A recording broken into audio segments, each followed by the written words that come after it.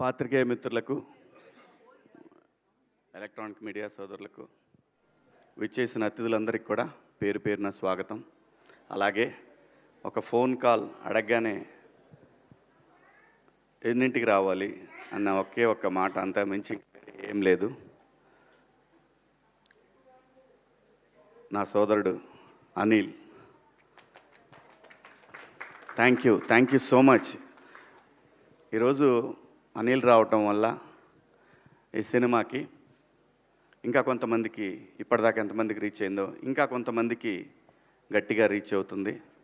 అది అందుకే కొంచెం గెస్ట్లు వస్తే సినిమా ఇంకా వెళ్తుందని ప్రొడ్యూసర్ ఆశపడతాడు. కంటెంట్తో పాటు ఇది కూడా చాలా ఇంపార్టెంట్.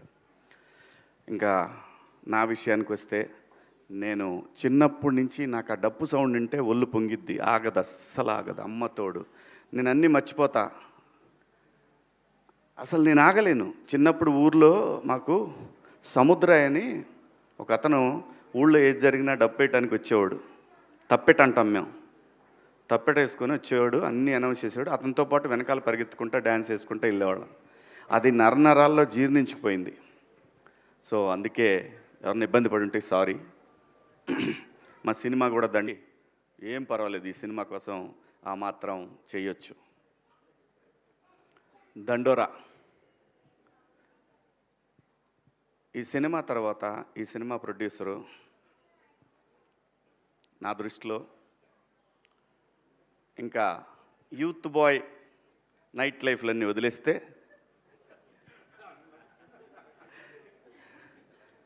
చాలా చాలా చాలా చాలా టేస్ట్ ఉన్న, ఆ పేర్లు ఉన్నవాళ్లే, ఆ బెనర్జీ అనే పేరున్నవాళ్ళు, వాళ్ళ వైబు, వాళ్ళ థింకింగు. నేను ఇండస్ట్రీలో తిలక్ గారు అనే ప్రొడ్యూసర్ ఉండేవారు, ఆయన పూర్తి పేరు కూడా బెనర్జీ గారు అని ఉండేది. ఆ బెనర్జీ అంటే కమ్యూనిస్టులకు ఎక్కువ పెట్టుకునేవాళ్ళు ఈ పేర్లు. కమ్యూనిస్టుల ఫ్యామిలీస్లో ఉన్న వాళ్ళల్లో ఎక్కువ ఈ బెనర్జీ అనే పేరు పెట్టుకునేవాళ్ళు. సో చాలా చాలా చాలా అంటే అండి, సినిమా డబ్బులుంటే తీయొచ్చు, డబ్బులు ఎవరిని ఇస్తే తీయొచ్చు, కానీ కథను సెలెక్ట్ చేసుకుంటాడు చూసారా, అది అందరితో సాధ్యమయ్యే పని కాదు. 100% డబ్బులు, మనం అన్ని బిజినెస్ల్లో బ్రహ్మాండంగా తోపులం బ్రహ్మాండంగా చేశామని అనుకుంటారు, కానీ భగవంతుడికి ఒక్కొక్కడికి ఒక్కొక్క టాలెంట్ ఇస్తాడు.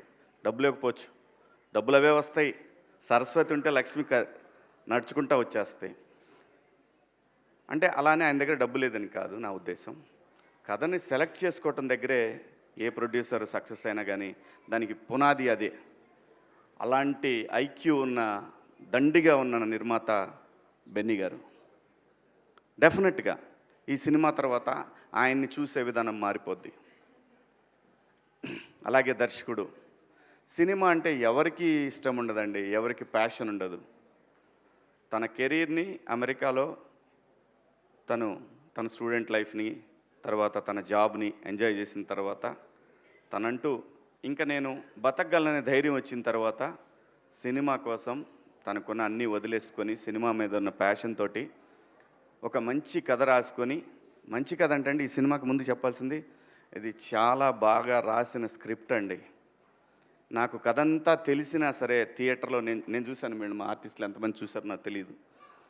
సినిమా నేను చూశాను.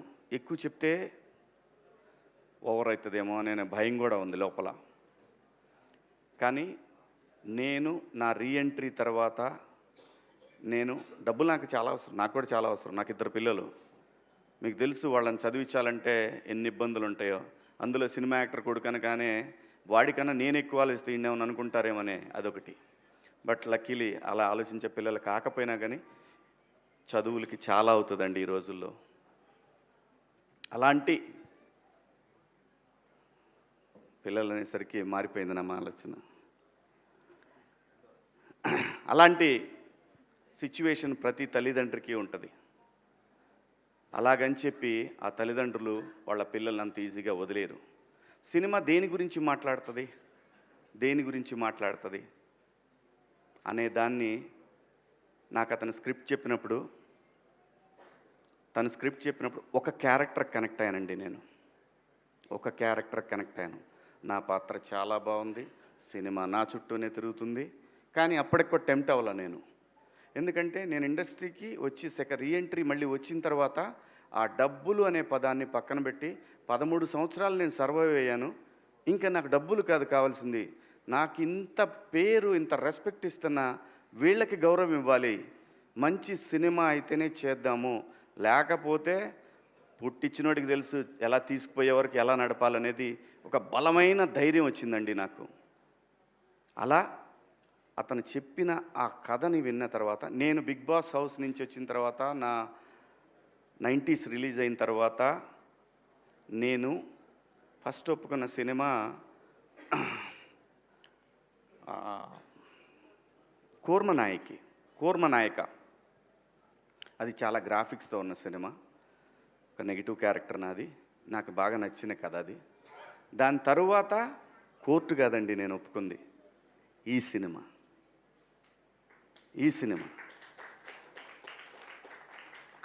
దీనికి పురిటినొప్పులు ఉన్నాయి, లేవంటలేదు. ఆ కారణం చేతనే నాని గారు తొందరగా అయిపోయింది, కానీ బెన్నీ కదా, కొంచెం కష్టం ఉంటుంది. ఉండాలి, ఉంటేనే రెస్పాన్సిబిలిటీ ఉంటుంది, లేకపోతే కష్టం. అలా ఈ సినిమా 90s చేసిన నవీన్ మేడారం అని ఆయన నిర్మాత, దానికి సిరీస్కి ఆయన ద్వారా వచ్చారు ఈయన నా దగ్గరికి.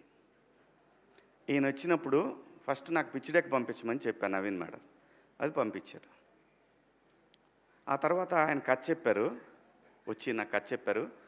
అదంతా వింటున్నాను కానీ నేను ఎక్కడ టెంప్ట్ అవ్వలేదు. ఓకే బాగుంది, బాగా రాసుకున్నాడు. ఎప్పుడైతే ఒక పాత్రను ఇంట్రడ్యూస్ చేశాడండి, అక్కడి నుంచి సినిమా లెవెల్ కూడా ఎవరెస్ట్ శిఖరంలాగా వెళ్ళిపోద్ది అనమాట.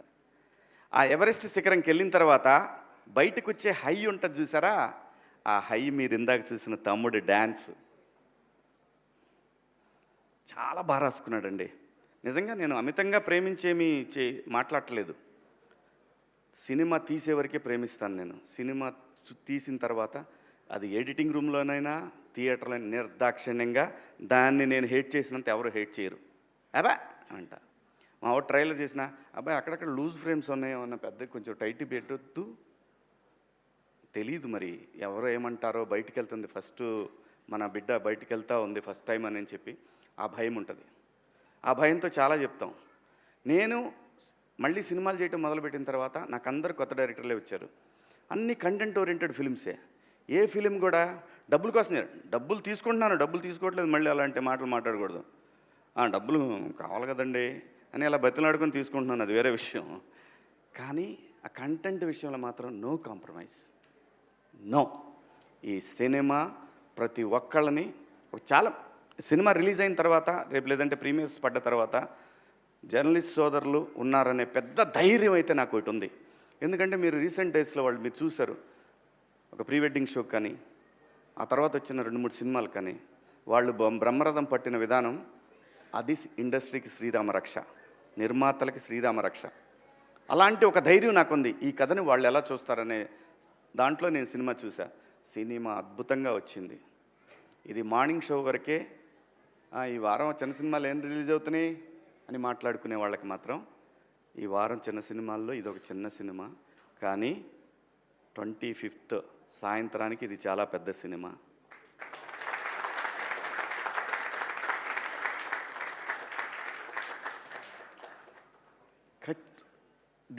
అంటే ఏ రేంజ్ అనేది నేనేమని చెప్పడానికి, అందరికీ నచ్చే సినిమా, 10 మందికి చెప్పే సినిమా. ఇందాక అనిలు నేను ఒక విషయంలో మాట్లాడుకున్నప్పుడు, ఈ సినిమా మనం మన తాతల నుంచి చూస్తున్నాము, మన నాన్నని చూసాము, మనము చూసాము, మన తర్వాత జనరేషన్స్ ట్విట్టర్లో కులం గురించి కొట్టుకునేది చూస్తున్నాము. ఎన్ని తరాలైనా మారని అంశాన్ని ఏదో ఒక తరం వదిలేస్తానే దాంతో ఈ తరం ఫైట్ చేయాల్సిందే తప్పదు. ఆ కులం గోడ చుట్టూ ఉన్న ఒక మ్యాజిక్ ఉంది ఈ సినిమాలో. ఆ మ్యాజిక్ని ఫస్ట్ డే కాపీ చూసేటప్పుడు నేను సినిమా అంటే ఈ సినిమా తర్వాత నా రెమ్యునరేషన్ ఎంత పెరిగి దాంతో కాదు, నా జడ్జిమెంట్, నేను మళ్ళీ సినిమాలకు వచ్చే కదా, నా జడ్జిమెంట్ కరెక్ట్గా ఉందా లేదా అనేది తెలుసుకోవడానికి నేను చేసే ప్రయత్నంలో డైరెక్టర్ గారిని అడిగాను, మురళి గారు మీకు ఒక ఆత్మ ఉంటుంది, సోల్ మీద మీకు మాట చెప్పు ఉంటుంది. ఫస్ట్ టైం నువ్వు సినిమా చూసుకున్నప్పుడు చెప్తుంది. ఏ డైరెక్టర్కైనా సరే, అది ఫెయిల్యూర్ అయినా హిట్ అయినా ఏ డైరెక్టర్కైనా ఒకటి అనిపిస్తుంది. మీరు నాకు చెప్పిన కథని ఒక 75% తీశారా? ఇది ఎందుకు అడిగానంటే యాక్చువల్ 50 తీస్తే చాలు ఈ సినిమాకి. 75% తీశానని మీ ఆత్మ చెప్తుందా మీకు అని అంటే ఆయన అన్న ఎగ్జాక్ట్ వర్డ్స్, సార్ అందరూ ఓవర్వెల్మింగ్గా ఉంది సార్, భయం వేస్తుంది నాకు, కానీ నేను ఒక 80% తీసా అనుకుంటున్నాను సార్ అని అన్నారు. ఎగ్జాక్ట్గా ఇదే మాట మాట్లాడారు ఆయన. చాలు 50 తీస్తే చాలు, నువ్వు 80 అనుకున్నావు అంటే ఖచ్చితంగా 60-70 దాకా వచ్చి ఉంటుంది, అది ఏం ప్రాబ్లం లేదు. చాలా మంచి సినిమా తీశాడండి. ఇలాంటి సినిమా మీరు ఆదరించాలా వద్దా అనే విషయం ప్రేక్షకులది. అడగాల్సిన బాధ్యత మాది. అలాగే మీడియా మిత్రులు మరొకసారి ఖచ్చితంగా అడగాల్సిందే. అలాగే ఈ సినిమాలో పనిచేసిన టెక్నీషియన్స్ వెంకట్ గారు కానివ్వండి, సృజన తను కానివ్వండి, మార్క్ రాబిన్ గారు కానివ్వండి, అలాగే ఈ సినిమాకి పనిచేసిన ఎడ్వర్డ్ ద టోపీ మ్యాన్ చాలా చాలా చాలా కష్టపడ్డాడండి తను కూడా. అంటే ఆర్టిస్టుల్ని ప్రొడ్యూసర్ని మేనేజ్ చేయటం అంత ఈజీ కాదు. చాలా చాలా డీసెంట్గా డిగ్నిఫైడ్గా బిహేవ్ చేసి సినిమాని ఎక్కడా కూడా తగ్గకుండా నీట్గా ఒక కాపీ దాకా వచ్చేటట్టు పనిచేసిన తను కానీ, మేనేజర్గా పనిచేసిన మా రెడ్డి గారు కానీ, ఇలా అందరూ ప్రతి ఒక్కళ్ళు అండి మా ఆర్టిస్టులు అందరూ, సుబ్బారావు గారు, మిగతా మా రాఘవేంద్రరావు గారు, జూనియర్ రాఘవేంద్రరావు గారు, అందరండి. ఇతను చూస్తే కోపం వస్తుంది, మీకు చంపేద్దాం అనిపిస్తుంది రేపు సినిమాలో. అలాగే ఆయన సుబ్బారావు గారిని చూసిన మిత్రులు, ఆయన్ని చూసిన, ఇదిగో ఇతను చూస్తే ఇతను కనపడితే ఎక్కడ కనపడతాడని అడుగుతారు. ఉంది, చాలా మ్యాటర్ ఉందండి సినిమాలో. చాలా బాగా తీశారు సినిమాని. ఖచ్చితంగా చాలా మంచి సినిమా. ఈ సినిమాలో మేము పనిచేసామని చెప్పుకొని ధైర్యంగా ఆర్టిస్టులు అందరూ చెప్పుకునే సినిమా. ఈ సినిమాలో నాకు బాగా నచ్చిన పాత్రల్లో బిందు మాధవి గారి పాత్ర ఒకటి. ఏమండి, మన దగ్గర చాలామంది ఆర్టిస్టులు ఉన్నారండి, చాలామంది. ఎట్లాంటి ఈగోకి పోవసరం లేదు. మనిషి జీవితమే ఈగోల మయం. ఎలాంటి ఈగోలు పోవాల్సిన లేదు. మీరు పాత్ర ఇచ్చి చూడండి, భారతదేశంలో ఏ నటుడికి తగ్గకుండా పనిచేసే ఆర్టిస్టులు ఇక్కడ ఉన్నారు. బయట భాషల్లో వాళ్ళు బాగా చేయరని కాదు, వాళ్ళు మంచి ఆర్టిస్టులు కాబట్టే మన వాళ్ళు పెట్టుకుంటున్నారు. నేను ఎవరిని కూడా, ఇక్కడ భాషా భేదాలు లేవు, కానీ ఇక్కడ బోల్డ్ టాలెంట్ ఉందండి. చాలా కుప్పలు తెప్పలు టాలెంట్ ఉంది. నందు కానివ్వండి, మా తమ్ముడు చింపి చాట చేశాడు సినిమాని. అలాగే రవికృష్ణ, మణిక, మీ ఇద్దరు పేరు తలకాయ నొప్పి నాకు ఈ సినిమాకి. Monica, Robin Singh, Robin Hood లాగా. ఆ అమ్మాయి ఒక్క షాట్ మీ జీవితాంతం మర్చిపోలేరండి. ఆ అమ్మాయి చేసిన ఒక షాట్, అయ్యి బాబోయ్, అసలు మామూలుగా ఉండదు. అలాగే చాలా ఉన్నాయండి, చాలా చెప్పుకోవాలి ఈ సినిమాలో. అందరూ బాగా చేశారు. నేను ఎలా చేశాను అనేది మీరు అందరూ రేపు సినిమా చూసి చెప్తారు. Thank you so much. మీ అందరికీ పేరు ఇంకెవరన్నా మర్చిపోయానా? ఎవరిని మర్చిపోలేదు.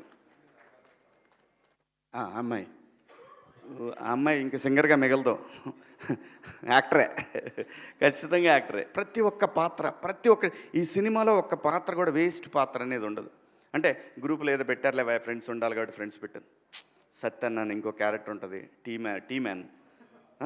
ప్రతి ఒక్క పాత్ర. ఇప్పుడు ఎందుకులే అమ్మా ఇవన్నీ. అందరూ బాగా చేశారు. గట్టిగా దండోరా వినపడుతుంది, దేశం అంతా, రాష్ట్రం అంతా, ప్రపంచం అంతా వినపడుతుంది.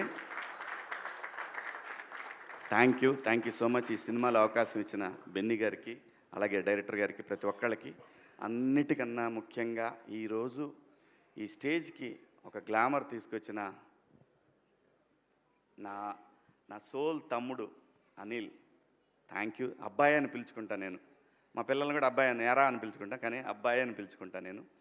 సో తను రావటం నిజంగా చాలా చాలా చాలా కళొచ్చింది స్టేజ్కి. Thank you so much Anil, thank you, love you.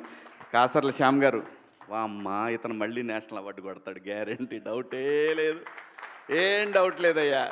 200% దీనికి నేషనల్ అవార్డు రాకపోతే ప్రజలు తిట్టుకుంటారు, అది వాళ్ళకే వదిలేస్తున్నా. Thank you so much. Thank you అండి, లవ్ యూ ఆల్. ఈ అమ్మాయి గురించి కూడా చెప్పాలిగా, మళ్ళీ లాస్ట్లో లేనిపోయింది. డబ్బులు ఇచ్చినా చెప్పాలి, తప్పదు, మాకు చెప్పినట్టే. చాలా బాగుందమ్మా, చాలా బాగా చేస్తున్నావు.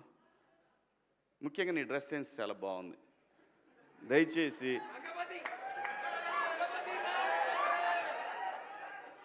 ఇంకో విషయం చెబుతున్నా, అమ్మాయిలు హీరోయిన్లు ఏ బట్టలు పెడితే వేసుకొని పోతే మనమే దరిద్రం అనుభవించాల్సి వస్తమ్మా.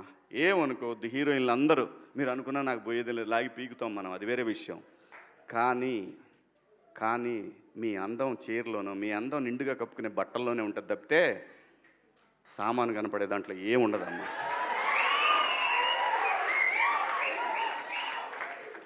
అవి వేసుకున్నంత మాత్రాన చాలామంది చూసినప్పుడు నవ్వుతూ అంటారు, కానీ దేద్రమ్ముండ ఎలాంటి బట్టలు ఎందుకు వేసుకుని కాస్త మంచి వేసుకోవచ్చుగా, బాగుంటావు కదా అనాలనిపిస్తుంది లోపల. అనలేము. అంటే మళ్ళీ స్త్రీ స్వాతంత్రం లేదా స్వేచ్ఛ లేదు. స్త్రీ అంటే ప్రకృతి, ఎంత అందంగా ఉంటే అంత గౌరవం పెరిగిద్ది. ఈ ప్రకృతి అద్భుతంగా ఉంటుంది. అలాగే స్త్రీ మా అమ్మ చక్కగా ఎప్పటికీ గుండెల్లో కనపడతా ఉంటుంది, ఒక సావిత్రమ్మ కానీ ఒక సౌందర్య కానీ. అలాగే ఈ జనరేషన్లో ఇంకా చాలామంది, రష్మిక, చాలామంది అమ్మాయిలు ఉన్నారు. వీళ్ళందరూ ఇంపాక్ట్ క్రియేట్ చేశారు కాబట్టి అమ్మటే చెప్పగలుగుతున్నాం. గ్లామర్ అనేది ఒక దశ వరకే ఉండాలా, ఇంతవరకు ఉంటే పర్లా, అది ఇక్కడికి రాకూడదు. నేనేవాళ్ళే కానీ చెప్పడానికి మళ్ళీ అందరు రేపు పొద్దున పెద్ద పెద్ద వాళ్ళంతా బయలుదేరతారు, మాకు స్త్రీ స్వేచ్ఛ లేదు. స్వేచ్ఛ అనేది అదృష్టం. ఆ స్వేచ్ఛని కోల్పోవద్దు. మన గౌరవం ఎప్పుడు పెరుగుద్దంటే మన వేష భాషల నుంచే మన గౌరవం పెరిగిద్ది. అందులో ప్రపంచ వేదికల మీదైనా సరే చీర కట్టుకున్న వాళ్ళకే విశ్వసుందర కిరీటాలు వచ్చినాయి. Thank you so much. Thank you Shivaji గారు, థ్యాంక్ యూ సో మచ్.